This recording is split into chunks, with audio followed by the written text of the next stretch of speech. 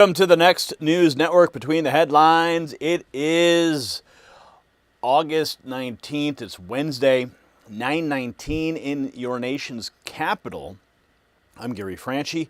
We're going to get started with our show for the evening. We've just published some new shorts on the channel. Go ahead and take a look at them. And if you haven't seen the new interview I just did with Jonathan Cahn, just did it yesterday. His new book, Altar of Pergamon, is out, or actually I think it's ready for pre-sale. Probably one of my favorite interviews that I've done in a very long time. Make sure you check that out. We're going to get started with your White House rundown right now.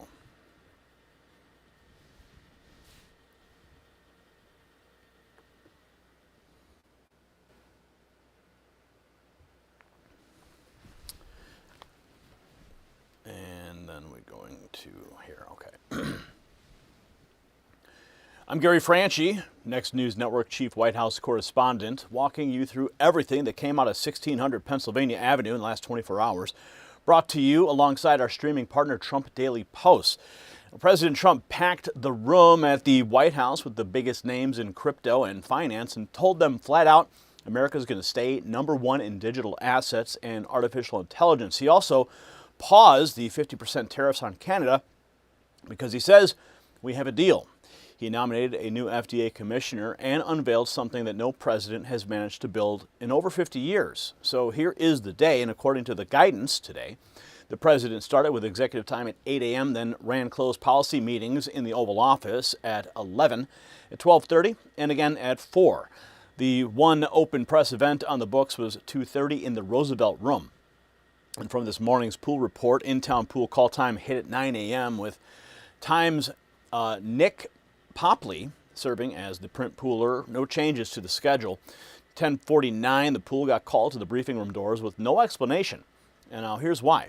Caroline Leavitt walked them out to the South Lawn where President Trump signed a piece of stone, going straight into the new White House helipad. Minutes later, he was sneezing on it. He was standing on it. White granite donated by Sikorsky, paid for with private donations, including the president's own money. Presidents have wanted a heliport at this house for more than 50 years. Nobody got it done. Well, he did. At the gaggle right after, the president said the helipad will be ready for President Xi's visit, described the drone-proof roof on the new ballroom, announced the Canada tariffs that are coming off, pending final documents, and said he still gets along with Kim Jong-un, who he noted is sitting on 57 nuclear weapons. The lunch lid went up at 12:11, and by afternoon the pool was gathering again, this time for the crypto and technology leaders in the Roosevelt Room. President Trump walked in at 2:47 with more than a dozen executives already standing by the podium. Remarks kicked off at 3:02 with SEC Chairman Paul Atkins in the room. President Trump pointed to the Genius Act signed about a year ago and said America leads the world in Bitcoin and crypto technology. He talked about the government potentially accumulating cryptocurrencies and said the CFTC is working to bring hyperliquid onshore. He also said the Strait of Hormuz remains open, floated future sanctions on Iran, and pushed hard for lower interest rates and more American data centers. The guest list was the industry itself. Brian Armstrong of Coinbase, Dana Friedman of NASDAQ, Vlad Tenev of Robinhood, Jeffrey Sprecher of ICE, Brad Garlinghouse of Ripple, and Tyler and Cameron Winklevoss of Gemini, Kraken, BitGo, Chainlink Paradigm, Blockchain.com, and A16Z all had a seat at that table. Travel and Photo Lid came at 6:02 p.m. On policy, the White House released a rundown titled President Trump's Trade Agenda is Rebuilding the American Auto Industry. Ford is pulling Lincoln production out of China and bringing it home, thousands of jobs with it.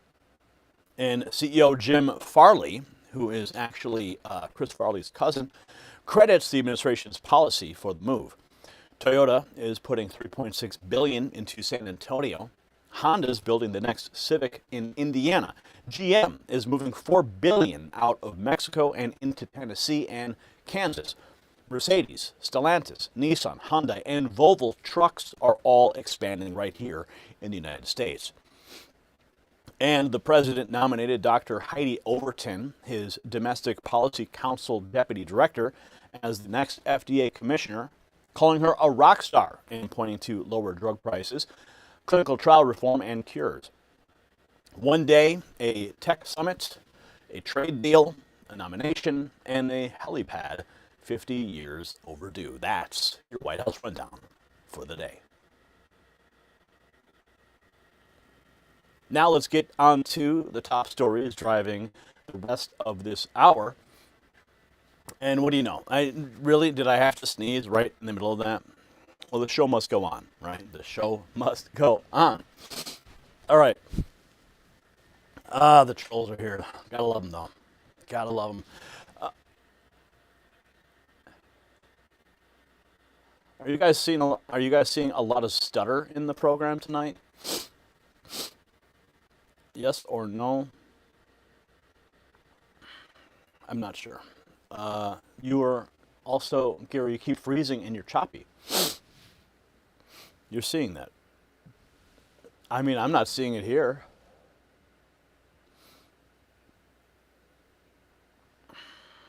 So what is it? Is this another bandwidth issue that we're dealing with?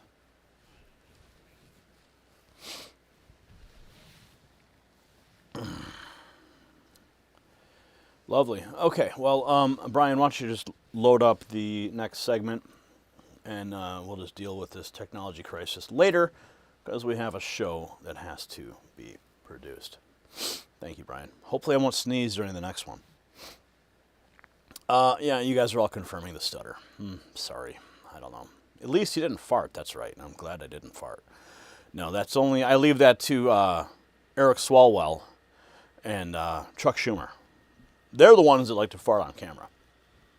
At least I know how to pucker when necessary. Okay, we're going down. Thanks for that. You really got me down a road I did not want to go down. Okay? Bandwidth issues seem to be a problem on other channels too. Yeah, I don't know. And we literally just upgraded the internet here. I don't know why we can't get fiber out here. I mean, where I live, it should be like everywhere. Okay. All right. So I'm just waiting on. Okay, we're good to go. All right. Let's hit this one, and hopefully we won't have any issues. Okay. There's an issue right there. All right.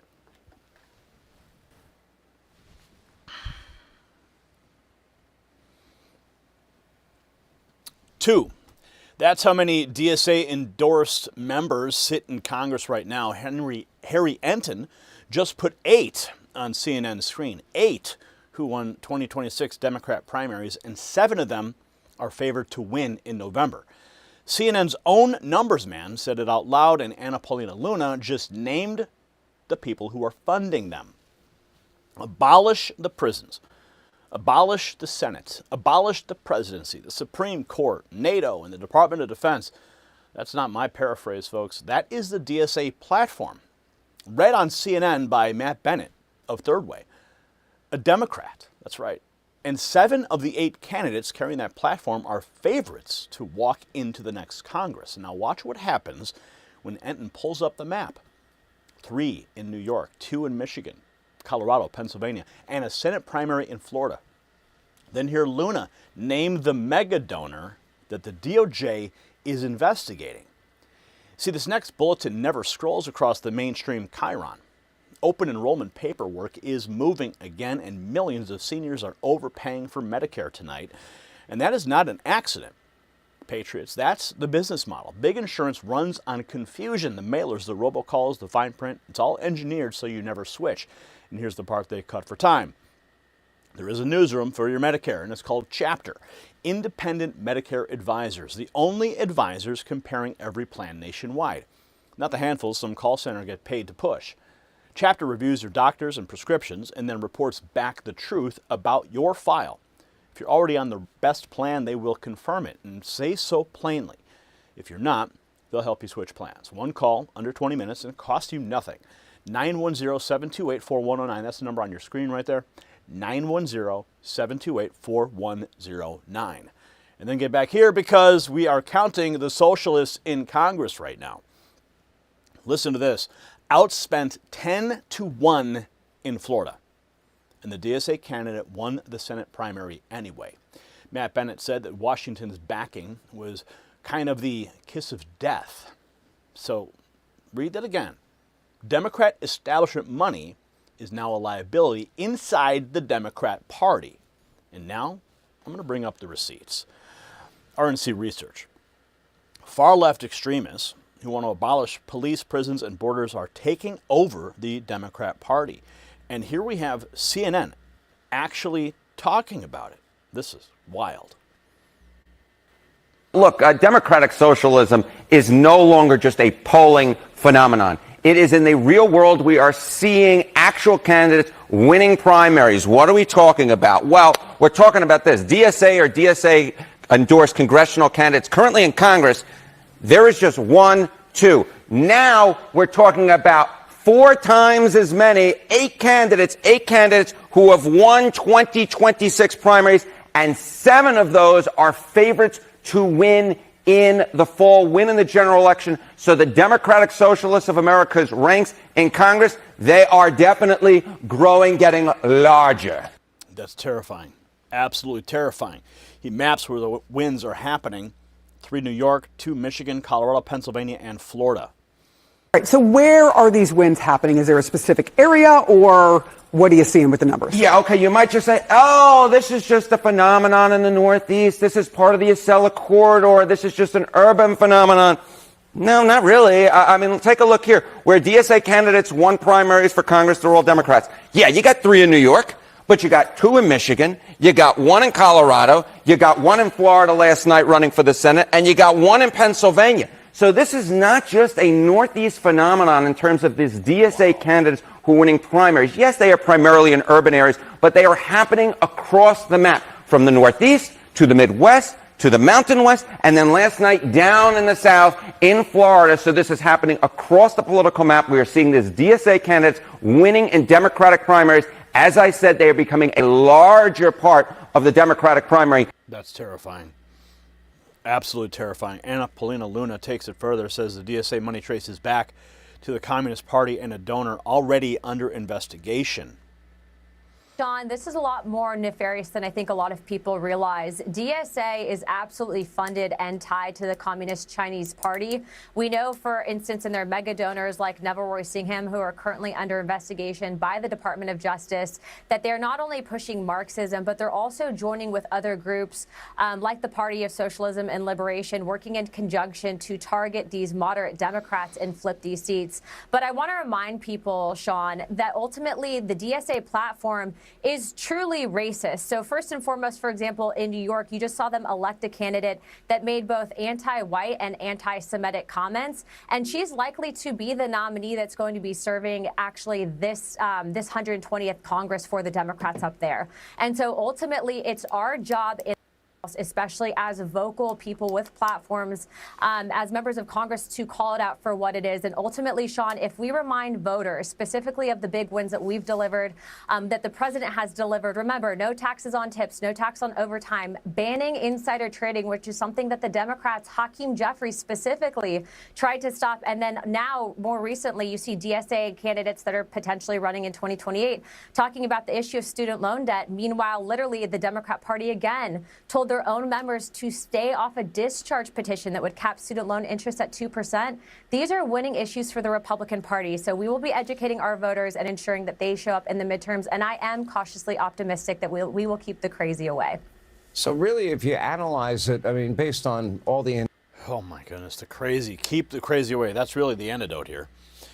Democrat Congressman James Walkinshaw was asked what he thinks of the socialists. His answer: anyone who will fight MAGA is welcome in the coalition. So even if they're a communist, apparently. Democratic Socialists have had some success in the primaries this year. What parts of their messaging do you like? In what specific parts of their messaging do you not like? Well, I think the results last night in Florida were mixed, if you're looking at it on that continuum. Democrats also nominated Dave Jolly for governor, a former Republican moderate. my colleagues, Jared Moskowitz and Debbie Wasserman Schultz, won primaries against candidates who align themselves further left. Look, I think right now Democratic primary voters are looking for candidates who will A, fight and stand up to Trump, and B, fight for them and develop a real vision for the future. And I think anyone who wants to be part of our coalition to stand up to MAGA, to stand up to Trump, to fight to bring down the cost of living is welcome. And when we're in the majority in the House in January, we're going to have a handful of Democratic Socialists, perhaps. Oh, my God. No. Nope. Let's go to Indiana's Bo Bay. Got the same question, but wouldn't touch it. Indiana Democrat dodges when asked about the far-left Democrats. Of course, he's terrified of them. That's why he's dodging. I guess I'm kind of curious for you as a candidate in Indiana, what you think matters to voters there. Are you going to have to answer questions as to what you think about Democratic Socialists, whether that defines the party these days? Does that challenge or make your challenge harder in an otherwise red state? Or how do you answer that question? Thank you so much for having me on, Joe and Peter. I've been singularly focused in this race of speaking about two issues. One, the rampant corruption that has taken hold of my state government. There's the dodge. I just want to talk about what's going on in my state. Third Way's Matt Bennett does the math on Florida, has a DSA candidate, won that primary. He says the House seat would have been impossible. Primary. Yeah, my emotions all season have been very mixed, let's just say, and that's how we felt again last night. Jared Moskowitz won easily in his race against a DSA member, which puts a House race very much on the board for Democrats. He could win that. It's going to be tough. But had the DSA member won that primary, it would have been impossible. And in the Senate race, it was always going to be difficult to win that. So he explains why the Socialists won anyway. Outspent 10-1. Democrat voters, in his words, super pissed at the establishment. Here's more. In a state like Florida, where the Democratic Socialists can be outspent like at least 10-1 in that candidate, but still win. Look, voters are very angry, and they have a right to be angry. Trump is doing horrible things to this country, and Democrats are apoplectic about that, and all Democrats are from every corner of the party. What they're doing is kind of flipping over the tables. They're super pissed, and they're taking on anyone that they view as the establishment, and it's much harder for people like that to win. So Vindman, even though he's not an elected official, had the backing of Washington, and that was kind of the kiss of death.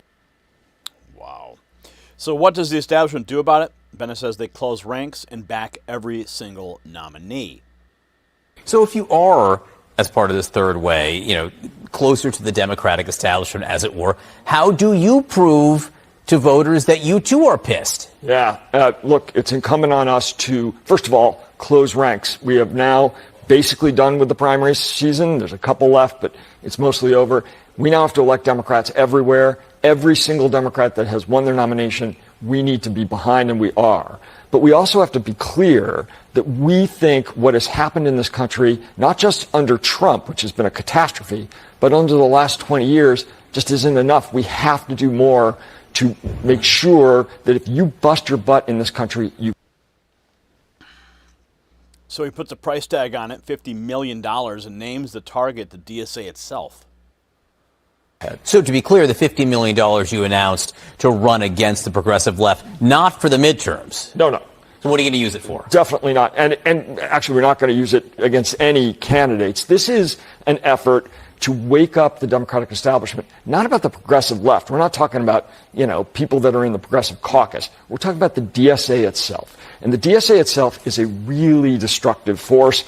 They have a platform that calls for the abolition of prisons, the Senate, the presidency, the Supreme Court, NATO, and the Department of Defense, among many other things.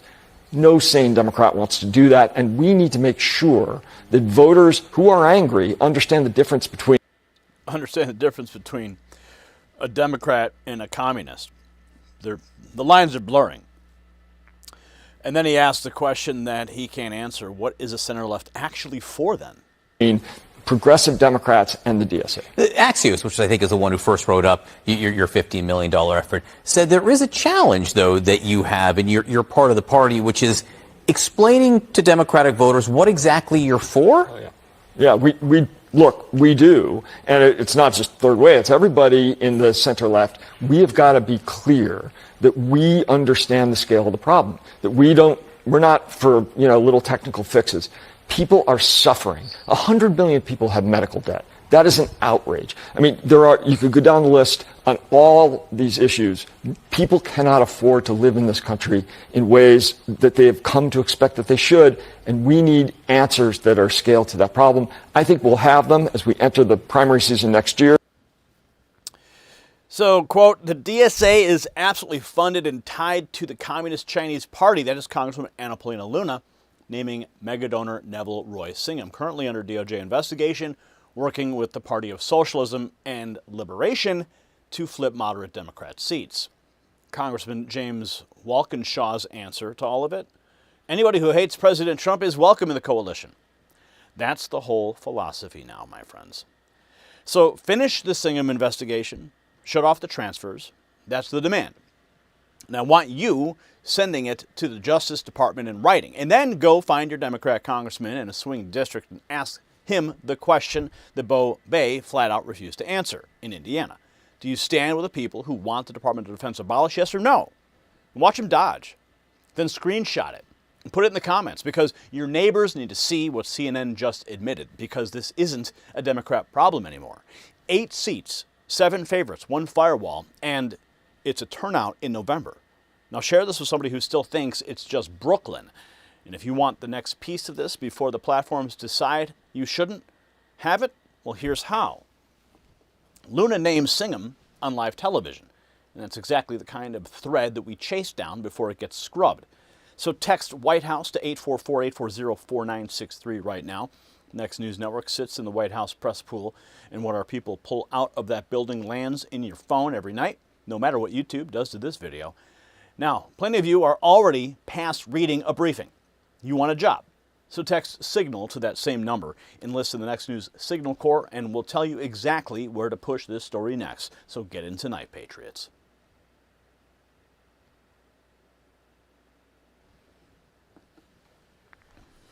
All right, welcome back to the Next News Network Between the Headlines. We're streaming live on all platforms on YouTube in horizontal and vertical, so pick your flavor, as well as with Trump Daily Posts on X and our X channel at Next News, Rumble, Twitch, and Facebook. So make sure you hit all of those. Follow me on all platforms so we can never get disconnected. That's also why we have that text message system in place as well.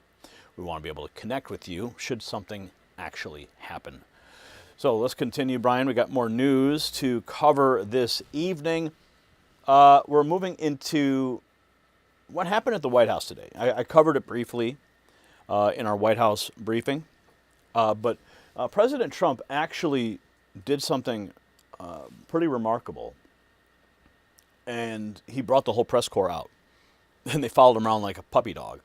So we're going to go ahead and get into that story right now.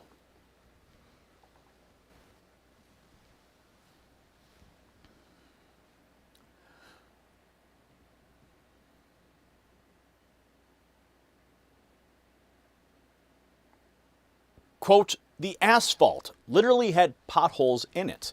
It's ridiculous. That's President Trump standing on the north portico pointing at potholes at the White House, the place every president before him drove over every single day and never once looked down. And that's the part that even got me. 1792, that was the year. That's the year the stone on the front of that building was cut. And President Trump said it's never been touched before, other than some paint slopped on it. Paint. Slopped. Over broken stone on a national monument. And the same press corps that follows this man into a bathroom stood in front of that facade for 40 years and never looked up. Now stay with me, because I'm going to roll you his line about noticing the damage 15 years ago as a private citizen and what he says the columns looked like. Because we're talking about paint slopped over a broken 1792 stone. is what happens when nobody plans past the next news cycle.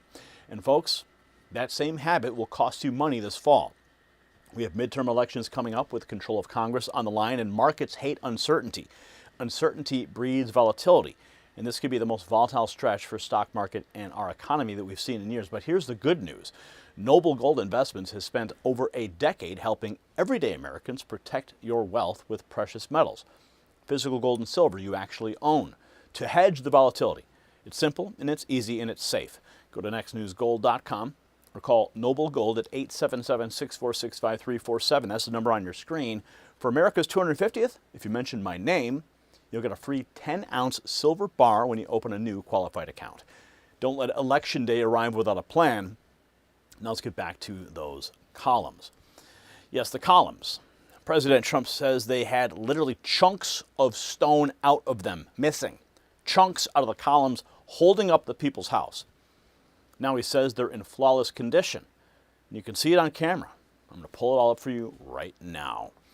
Here it is. President Trump puts his real estate eye on the White House grounds as renovations continued, saying the property wasn't being properly taken care of. So we put a brand new face on the front of the White House on the ground. The cars will pull up, and this is what you'd have, as opposed to the asphalt, which was literally, they had potholes in it. It's ridiculous the way this place was taken care of. Nobody, including other presidents, they didn't see it. But I see it because I was very good at real estate, like maybe the best in a lot of ways.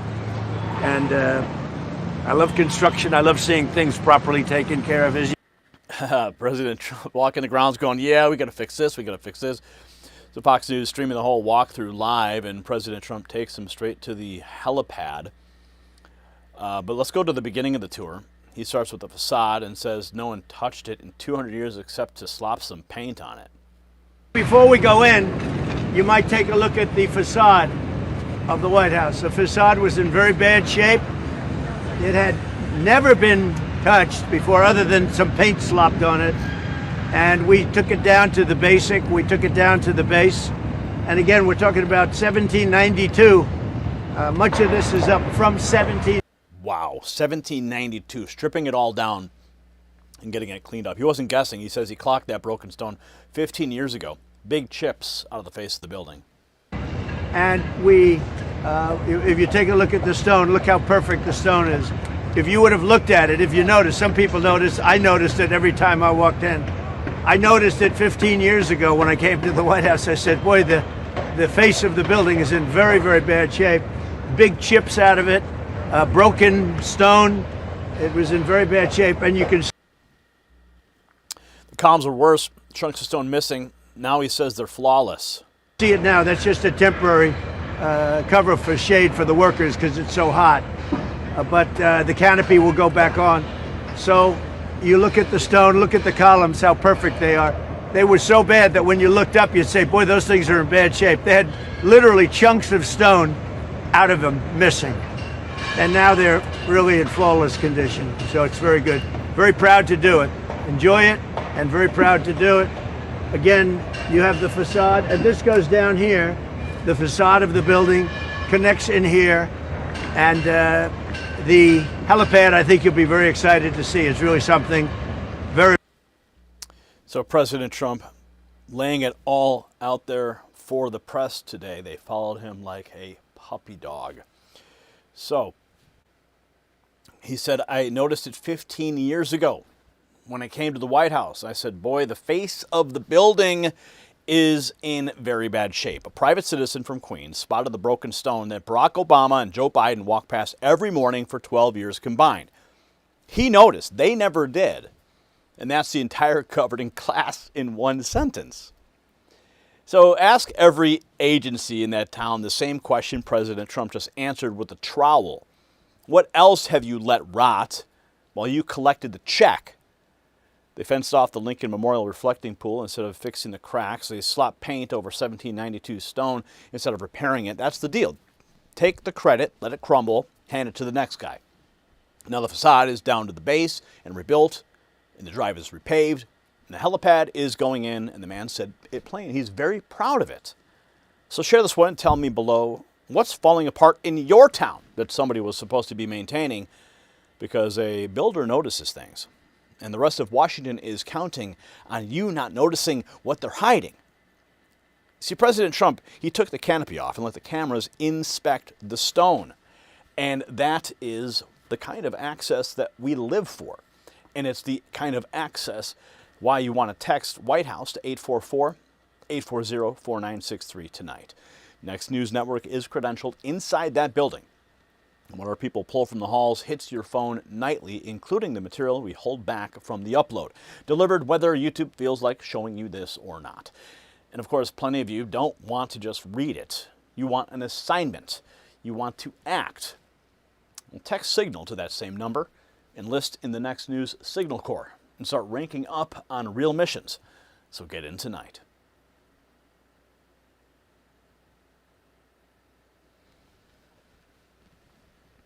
So happy that President Trump is making all these beautification changes to the White House. Just a second here. I want to take a screenshot of this before we move forward. Okay. And then we'll just shoot it over to our friendly neighborhood Discord. Okay. In case you didn't know, we have launched a new format that we're testing out on the channel. The Next News Ninja. That's me, guys. I am the Next News Ninja. And we decided we'd give it a try and see what you guys think about it. If you haven't seen the latest Next News Ninja video, we uploaded the first episode today. I think you'll rather enjoy it. A little bit more graphic intensive than what you're used to seeing here. But that's the point. We want to give you more. And I want to thank our team at Trump Daily Post for working with us to make that possible. If you haven't started following them, please make sure that you do. Now, Brian, did you text Todd? My guess is maybe you forgot in the run up to everything we're doing.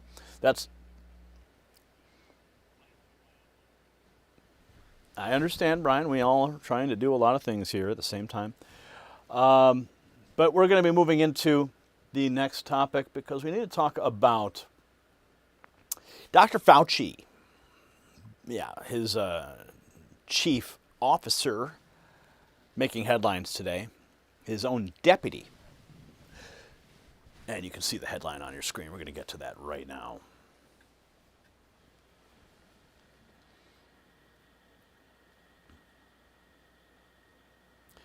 David Morans, Anthony Fauci's own deputy at NIAID, just stood in front of a federal judge and pleaded guilty to conspiracy.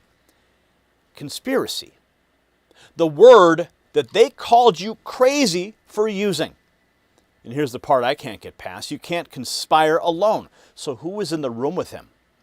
Well, the government just admitted that a group did in fact exist during COVID. And Rand Paul put it all on one single line. Quote, one of Fauci's fall guys denied the privilege of an auto pen pardon, has pleaded guilty to conspiring to commit fraud. Joe Biden's auto pen covered the men who mattered. Morans didn't make the list. And what was he hiding? Your tax dollars in Wuhan. So stay right here because I'm rolling RFK Jr., laying out the funding chain by name, Ralph Barrick, the Bat Lady, and a technique that Fauci paid for called no-see-em. Now, David Morans hid records because he knew who was watching. And the honest move for your own money is exactly the opposite. Hold something nobody can delete. We've got midterm elections coming up with control of Congress on the line, and markets hate uncertainty. Uncertainty breeds volatility. Between now and November, it could be the most volatile stretch for the stock market and the economy we've seen in years. Now, here's the good news. Noble Gold Investments has spent over a decade helping everyday Americans protect your wealth with precious metals. Physical gold and silver you can hold to hedge the volatility. And they make it simple, easy, and safe, so go to nextnewsgold.com or call that number on your screen, 877-646-5347.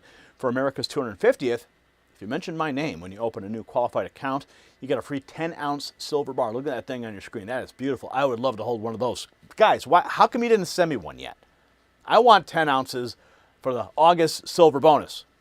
I'm going to have to make some phone calls. In fact, actually, I'm actually going to be interviewing the folks at Noble Gold this week, so I got to make sure I put in my request, because, I mean, would you guys rather see a picture or would you rather see it on screen, right? That's the point. Okay, enough of that. Now, David Morin's used his personal Gmail account. He did that so nothing could be traced. Of course, that's not a filing error. That's a man cleaning a crime scene.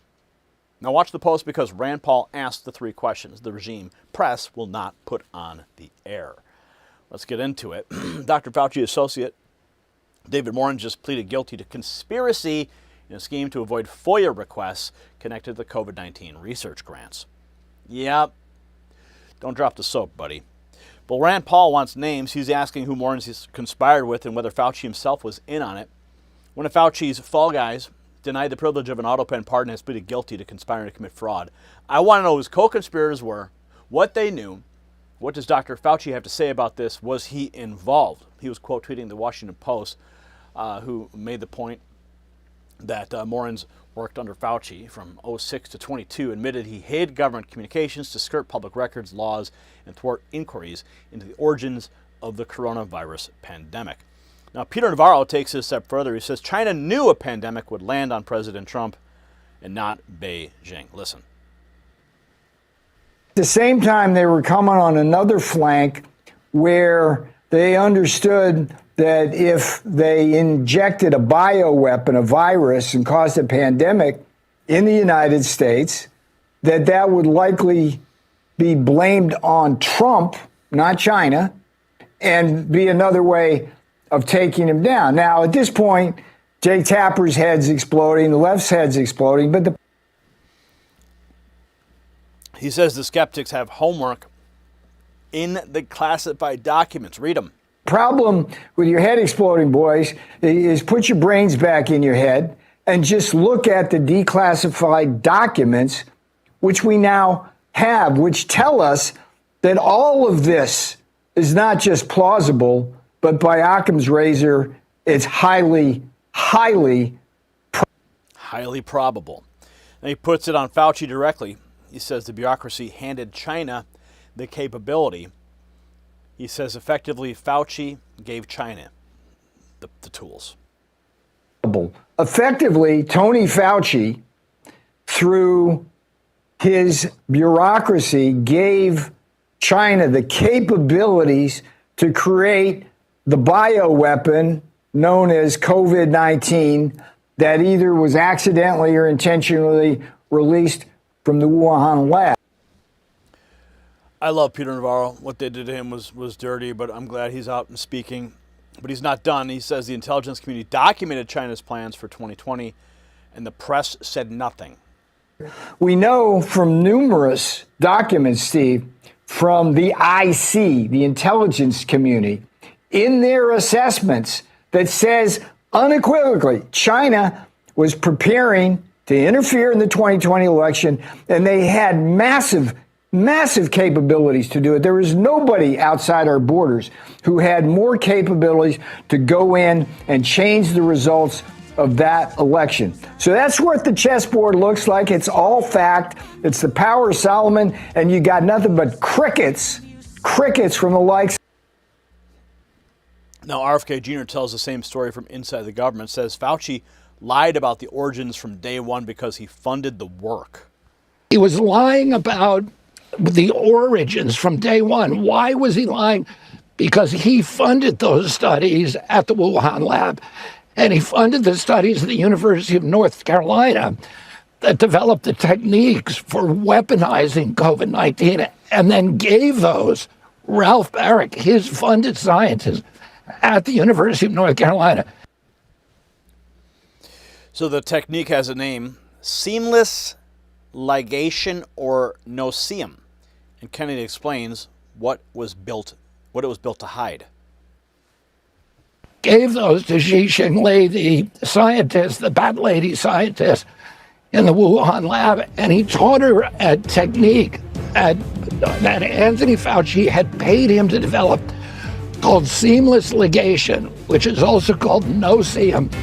It's a way of manipulating the virus to make it deadly to human beings and then covering up the evidence of human.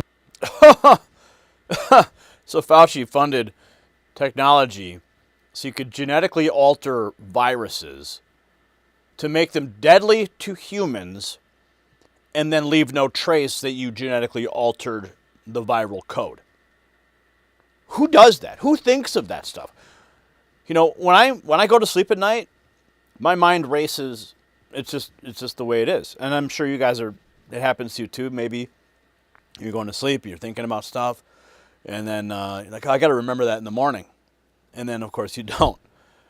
But in many cases, for me, I'll get up, write it down, make a note to myself, make sure. You know, a lot of my greatest ideas come in the middle of the night. But I guess when Fauci is going to bed, he's dreaming about how he can manipulate viruses to kill humanity. And then he pays the Chinese to do it. And then you get a COVID bioweapon. Sick man. And that's the guy that got a pardon. The auto pen pardon. That's the guy who went before Congress and pled the fifth. Like what, 100+ times? You and I both went through hell during COVID. And we want justice. So maybe that day will come. But with respect to this Fauci aide, sure, maybe. That's just part of it. But we want the guy at the top. We don't want some middleman. We'll take it for now.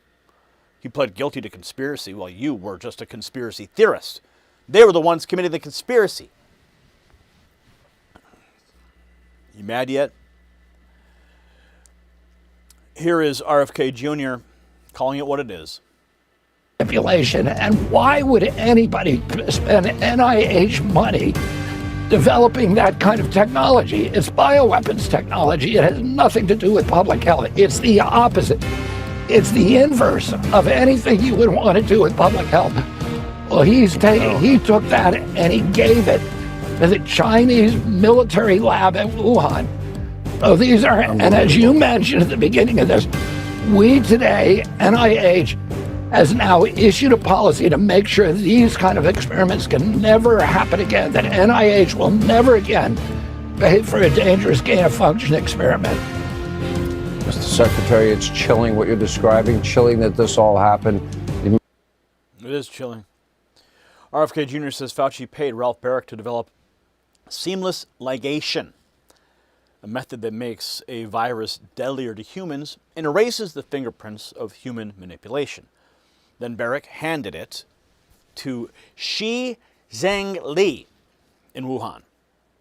That's not public health. That's bioweapons work. And Anthony Fauci lied about the origins from day one because he was hiding his own invoice. So name every co-conspirator. That's the demand. From the Justice Department in writing, with Anthony Fauci under oath and a court reporter in the room. One guilty plea isn't accountability. He can go ahead and he could try to, plead the fifth all day long, but we're going to find it because that's the first domino. Morin's eating this charge is exactly how the big fish walks. Meanwhile, NIH has now formally banned the funding dangerous gain-of-function work, and that is an admission written into policy. Peter Navarro says, look at the declassified documents. And from Jake Tapper and the rest of them, it's crickets. So you tell me in the comments who else was on those emails. Every parent who buried someone alone, every business owner they crushed, you were right. And they owe you the names. And this is the part where we stop waiting for permission to go and get them.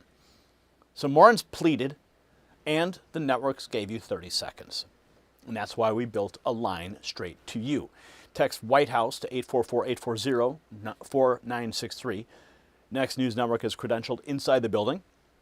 And the reports our team pulls out of those halls hit your phone nightly before YouTube decides how much of it you're allowed. Now, some of you are done just watching the dominoes fall. You want to push one. So text signal to that same number and enlist in the next news signal corps. Real missions, real ranks, a command center, briefings, and a citizens network that no editor can shut off. So get in with us right now.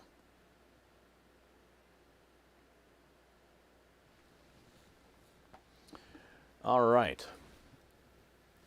Brian, you know, I thought I saw the lower third switching on its own during that last segment. And what's really crazy is that one of the ads that I selected was supposed to be... Maybe I just selected it wrong. I'm not sure.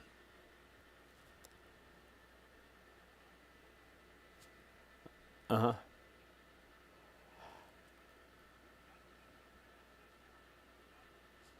Right. Right. Right. Yeah. I selected... Yeah. Well, no, I mean, I selected myself when I create these. So, anyway. Folks, that's the show tonight. I want to thank you for joining us. We covered a lot of ground. Stuff that didn't make it into the show, we turned into shorts. So make sure you go and take a look at those. We just published 5 of them. I'm finding that to be a really excellent way. So, because there is always so much news that ends up on the cutting room floor that we can't get to. And shorts are a great way for us to help with that pressure release valve for the news. So make sure you check out those news shorts we've just published. And again, my interview with Jonathan Cahn yesterday, the altar of Pergamon, was the topic. And that, if you don't know what that is Satan's altar. And we went into the historical record, the archaeology of the discovery of the altar of Pergamon, and then where did the altar of Pergamon, where did it originate? Where did it travel to geographically? And how the shifts of power globally occurred with each movement of Satan's altar. And there's some very interesting and corresponding dates with, for example, certain leaders who were born in a certain year when this was created or moved, the altar of Satan. Really amazing discussion I had. And I was able to get him on the show and get a signed copy of the book. It's one of the perks, I guess, of having a YouTube channel like this. Probably one of my favorite interviews that I've done. So yes, this is, I believe it's available right now on Amazon. Find the interview. It's on the channel. There's a link in that description if you want to pre-order it. So we'll be back tomorrow with more news for you. Make sure you're there. Make sure you are prompt. Hopefully you'll get the notification. If not, make sure you're signed up for our SMS alerts so that you can get notifications from us when the news drops. Send them out 8:45 every night when the news drops. See you guys tomorrow. Good night, and God bless.